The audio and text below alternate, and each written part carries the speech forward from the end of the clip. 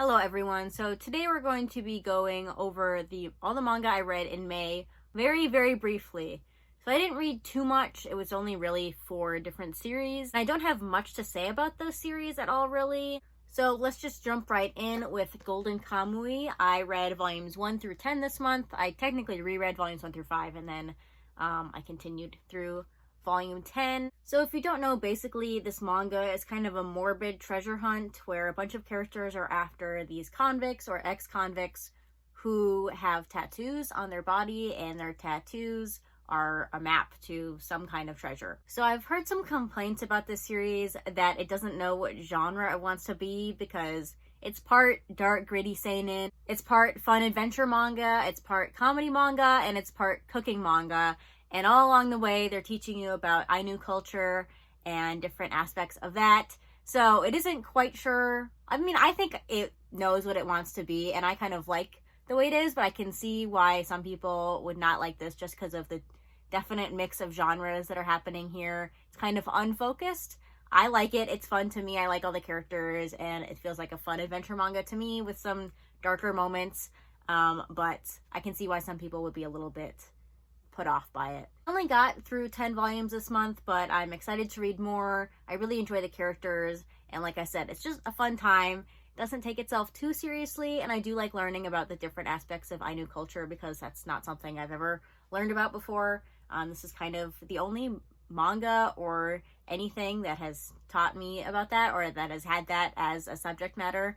So that's really interesting, and I'm excited to read more of the series. The next thing I read was volumes 1 through 13 of Dawn of the Arcana. That's the complete series. This is a shoujo fantasy manga about this princess. At the beginning of the story, she is forced to marry this other prince, and they don't really get along, and then there's like magic involved, and the story goes on from there. So this is a very fast-paced series. It's very easy to read. I kind of flew through it very quickly. It's a very easy, fast-paced read if you're looking for one of those. It also has really fun characters. I wasn't really expecting that, but I did enjoy the characters, and there were some good plot twists in here as well. I enjoyed those. Other than that, honestly, I really don't have much else to say about this. It was a good series. I don't think I'm going to ever revisit it in the future. I don't think I'm ever going to reread it. And honestly, it hasn't been that long since I read it, but I've already forgotten quite a few things. So maybe I should reread it, but it's a little bit forgettable, but when I was reading it, I do remember having a good time with it. So if you have this manga on your shelves, go ahead and read it. And you haven't read it yet, go ahead and try it out. It's pretty good. I don't think this is something anyone needs to pick up right away, though. It's not like a series you're going to miss at all. The next thing I read is Mew. This is by Osamu Tezuka. It is about these 2 guys who used to live on this island, and then this island, because of like government testing, everyone got exposed to this poisonous gas, and they all died except for these 2 guys. And then it follows them a couple years later, and one of them has become super evil for some reason. He's just super evil, and the other guy is a priest. And they're also in a kind of complicated relationship with each other. But yeah, I think I understand what Osamu Tezuka was going for with this manga. Basically showing how evil breeds more evil or whatever. So, like, despicable acts of humanity, like war, stuff like that, genocide, will continue on through generations and then make other people evil because the one guy who was exposed to the noxious poisonous gas and lived, he's super evil in many different ways. But it's almost like he's comically evil, and maybe that's just Osamu Tezuka's like art style. He's almost comically evil. He's not. He does some terrible things. There's rape in here, there's murder in here, murder of children in here, kidnapping, all that stuff. So he's very evil, but it almost kind of feels comical how evil he is because you're not really sure what his motive is besides the fact that he was exposed to this gas and now he wants to find the government's place that they're hiding more gas for some reason, just because he wants to destroy the world, just because. And the whole time you have this priest who is also his friend, who he's also in a relationship with, a very complicated, unhealthy, not good relationship, who is trying to stop him, but also trying to help him. It's all very complicated. This manga also takes an interesting look at religion because one of the main characters is a Catholic priest, but also he's very tempted by sin or the other main character who's basically the embodiment of evil, so there's kind of a discussion about sin. So overall, I didn't hate reading this manga, but I don't think I fully understand it. I mean, I kind of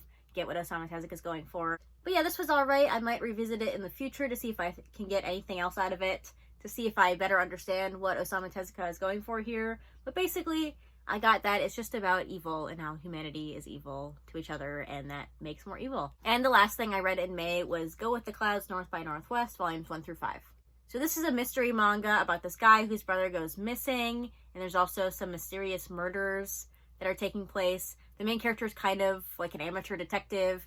He has this power where he can like listen to technology and hear a voice from technology, and he learns things from that. So he kind of makes money by taking these odd jobs from people who want to find someone or something, and he gets involved in some other things along the way.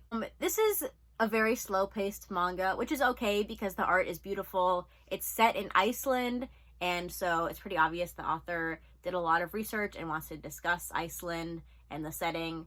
And also the art is beautiful. I mean, you can see right on the cover that the art is beautiful. The only complaint I have about this manga, I don't mind the slow pace. It's okay for the setting and the story that's being told.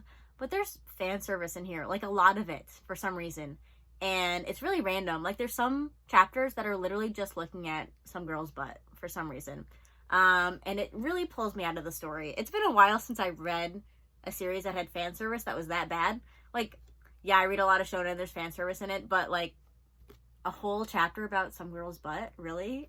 It just feels really out of place in the story, and it's very distracting. But that's my only complaint. The mystery is interesting.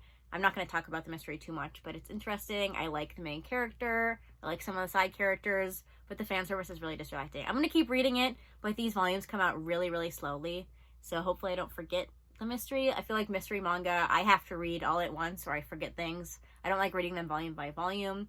But this manga comes out very slowly. I think it's been over a year since the last one came out. So we'll see what happens with this. But yeah, those are all the manga I read in May. Not too much. I didn't have a lot to say, but hopefully you enjoyed this video anyway. I'm not going to be filming a TBR jar video for June because I'm going to spend June just picking up series on my shelves that are completed already, and then I'll read them. So I think June and December will kind of be months to catch up on my reading, so I won't be doing the TBR jar those months, but I will still have more videos to upload. I have some interesting ideas, just trying to find time to do them. But don't worry, the TBR jar will be back in July, so I will suffer then. But yeah, that's going to be everything for this video. Thanks for watching, and I'll see you next time. Bye!